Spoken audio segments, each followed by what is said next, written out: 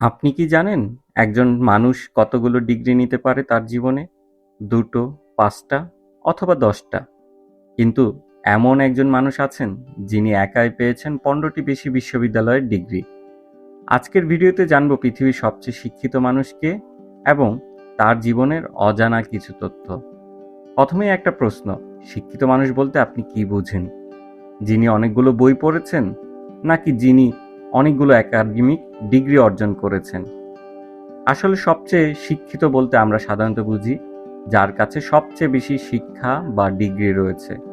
আর এই হিসেবে Guinness world record অনুযায়ী বিশ্বের সবচেয়ে শিক্ষিত মানুষ হলেন লুসিয়ানো বায়োন্টি।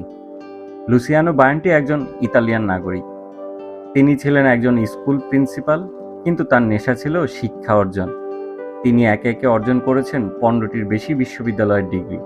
তার মধ্যে রয়েছে সাহিত্য, আইন, সমাজবিজ্ঞান, মনোবিজ্ঞান, অপরাধ বিজ্ঞান, শিক্ষা বিজ্ঞান, দর্শন। এতগুলো ডিগ্রি অর্জনের জন্য তিনি নিজের কাজের পাশাপাশি পড়াশোনা চালিয়ে গেছেন।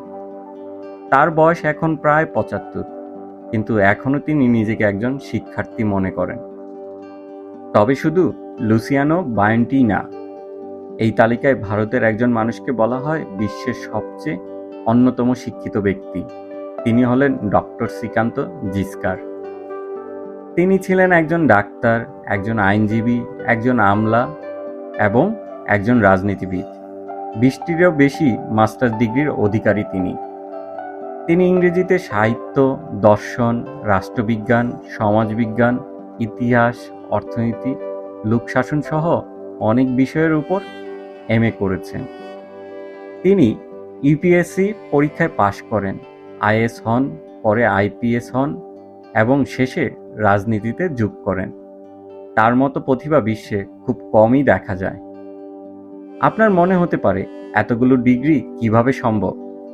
আসলে তারা একসাথে অনেকগুলো কোর্স করেছেন, কখনো দূরশিক্ষণের মাধ্যমে, আবার কখনো সরাসরি বিশ্ববিদ্যালয়ে গিয়ে।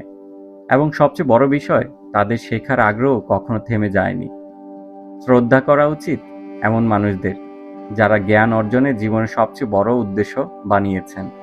তাহলে এখন আপনি জানলেন কে বিশ্বের সবচেয়ে শিক্ষিত মানুষ। লুসিয়ানো বায়োন্টি গিনেস রেকর্ড হোল্ডার, আর ভারতের ডক্টর শ্রীকান্ত সর্বোচ্চ সংখ্যক বিষয়ে এমএ ডিগ্রিধারী। এদের জীবনের সবচেয়ে বড় শিক্ষা হলো শেখার কোনো বয়স নেই আর শেখার কোনো শেষ নেই। ভিউয়ার্স, আজকে এতটুকুই।